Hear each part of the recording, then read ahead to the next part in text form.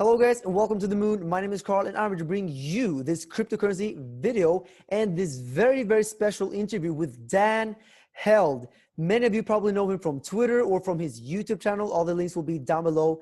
Dan, can you give us a quick intro to who are you and tell us how are you doing today?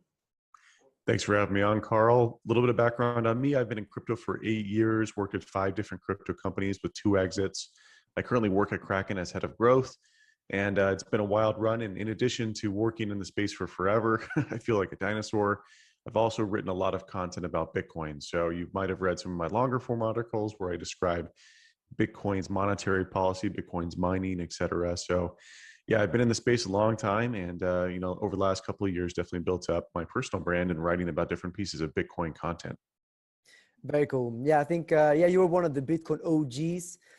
You've been here for many years, and I think everyone in crypto knows that 1 week in crypto is like 1 month in the normal world. So if you've been here for a few years, then you're like it's like being here for 30 years in stocks if you're only here for like a few years in Bitcoin. I've got gray hairs coming in here and here. It's The bear markets are starting to ages. tear on you, yeah. Exactly. Yeah, that's funny. Yeah, so I only survived 1 bear market so far, but I'm excited to live through a few more of them in the future. Yeah, you've been talking about this great super cycle, and I'm super excited to learn more about it. And I guess I'll just leave the stage for you to kind of explain to us what do you mean with this super cycle, and where's the price of Bitcoin going now? Yeah, so the super cycle theory that I came up with, and I think others have as well. I'm not sure if I'm the first to, I think the term I used was super cycle. I think others have thought about it too. I've been through many cycles, 2013, 2017, and now. So I've been around a long time, and this time it feels different. It feels very different than all the other cycles because we have other things going on that weren't going on before. 2013, 2017 were purely retail driven speculative bubbles. So the price rose because we had a halving, then we had, so there's a hypothesis that the halvings induce a market bull run. So the halvings reduce supply, and if demand stays the same or increases, that means the price starts to climb up. The price going up makes everyone aware that the value has increased. That increases FOMO. People buy into Bitcoin and expectations it'll go higher. And that's the feedback loop, and that's the bull run that we see every 4 years. This time is a little bit different because in 2013, 2017, it was largely retail driven and the mainstream markets were in a bull run. So the rest of the world was doing fine. People weren't worried about their government. They weren't worried about their money. 2020 was very different because 2020 with COVID, we've now finally started to question, and people in large groups started to question, can I trust my government? Can I trust my monetary policy? And in that environment, Bitcoin's value prop really starts to shine and expose itself. Whereas before, it's kind of like selling earthquake insurance. Until you have an earthquake, you don't really think about getting earthquake insurance. And Bitcoin is an insurance policy. And you don't really know you need it until the world starts to crumble a little bit and the facade of like everything's going to be fine starts to fade away. And you're like, okay, actually, I really need this thing, Bitcoin. So on the macro backdrop level, first and foremost, that's huge because this is the whole world waking up to why Bitcoin is valuable. And some of those people that are waking up to why Bitcoin is valuable is not only more and more retail traders, but institutional traders. And we didn't have those back in 2017 and 2013. Institutions are the big hedge funds. They're the corporate treasuries. These control a huge amount of money in the world. And so what we're seeing is Bitcoin recognized as gold 2.0 by this group. And we're seeing gold, this being recognized as gold 2.0 by companies, Tesla, Square, all these companies buying Bitcoin in the treasury is hugely bullish. So that's very different than 2017 and 2013. And then if we look at, Bitcoin's typical 4-year cycle, we're right in the middle of those. So we have the convergence of these miniature 4-year cycles that occur. So between 2013, 2017, and now. These are the 4-year cycles that occur naturally with Bitcoin's halving process. But then we have this macro cycle, the world crumbling around COVID, and that's meeting this micro cycle right at the exact time. And so that's where that gives it sort of the perfect environment for a super cycle, is the whole world coming to realize why Bitcoin's valuable versus just a retail speculative bubble.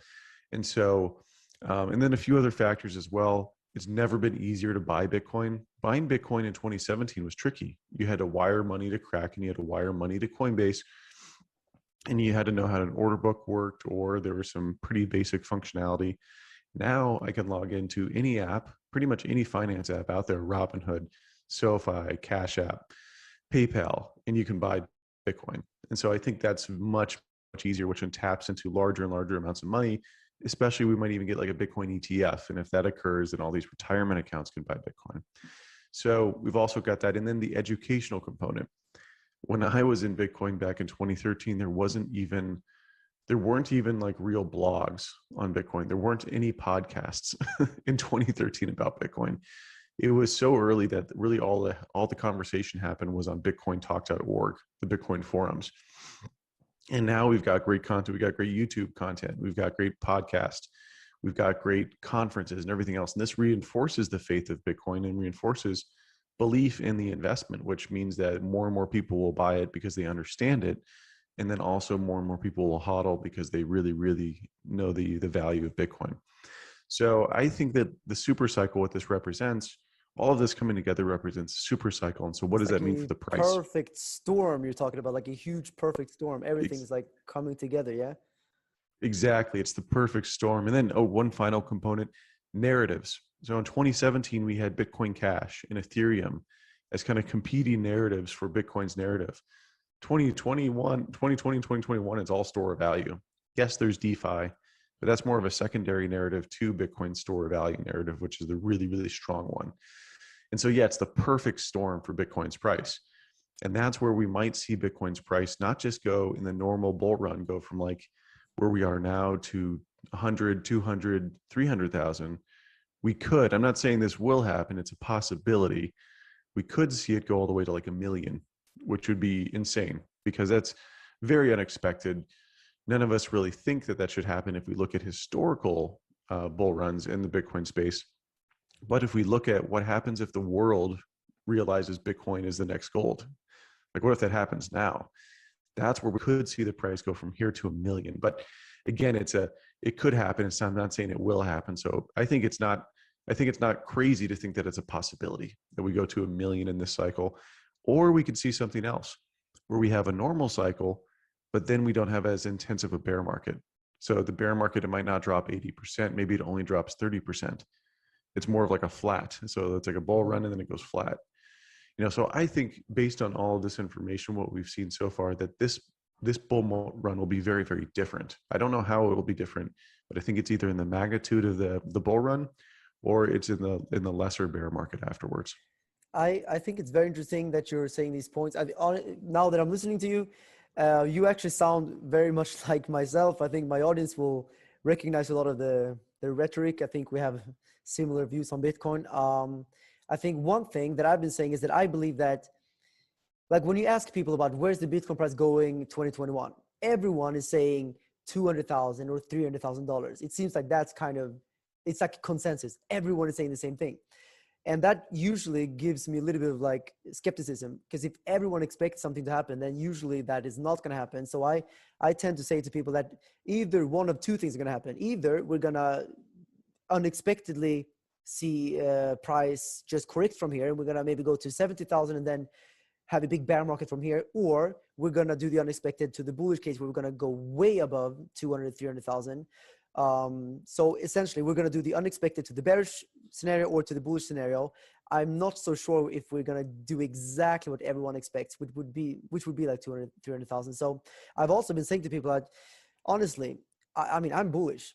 Like you're saying, we have a perfect storm, money printing, all of these things. So I also think that it's possible that we could see insane prices above like a $500,000 Bitcoin before the end of the year, and $1 million.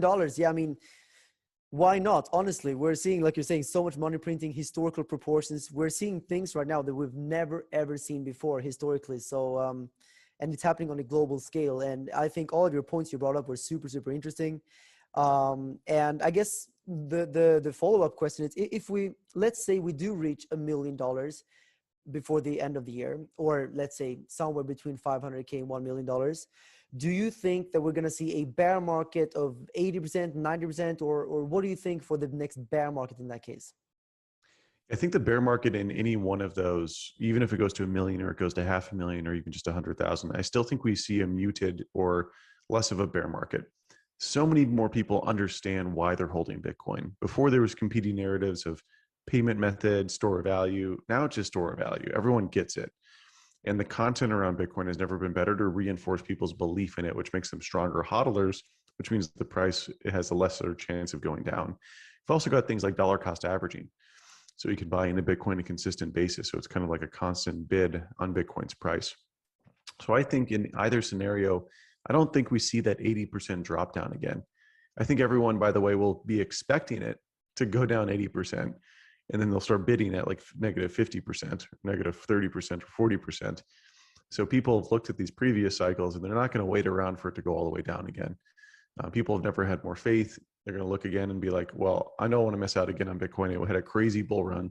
I'm going to buy it negative 30%, negative 40%. You know, that people forget that this is the moment. We're in the moment when the whole world realizes why Bitcoin is valuable. I mean, I don't think we can, you know, this is sort of like this is why it's a super cycle. It's a bigger cycle than we've ever seen before. Thank you so much for these very, very interesting points. So do you have any final thoughts about this before we wrap this very, very interesting interview up? Yeah. So again, you know, I think whenever you enter a trade, be convicted in that trade. With Bitcoin, I think we haven't seen the end of this bull run. It's going to be super exciting. Don't take my word for it that it's going to hit a certain price. I'm just talking about the realm of possibility. Just like Carl has mentioned before, this is a possibility of what could happen. You know, so I wouldn't take this as like trading advice. Don't take this as like a direct, this is what you should wait for. You choose your own path. But I certainly think the next 6 months are going to be really, really exciting. I've been in Bitcoin for 8 years. I've never been more excited than I have been in this moment. So I'm super thrilled. It's going to be a wild journey. Thank you so much. I think these words coming from someone who's been in the space for so many years makes, well, it has more weight to it rather than me who's been here only for maybe 4 or 5 years. So thank you so much for confirming what I've been also kind of like thinking about.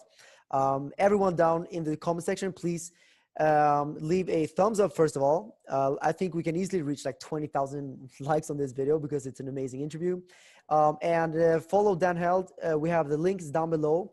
And if you want him to be on the channel again, please comment down below of new topic ideas we can discuss in the next video. Thank you so much, Dan, for being on the channel. See you in the next one. Cheers, Carl. Thanks for having me.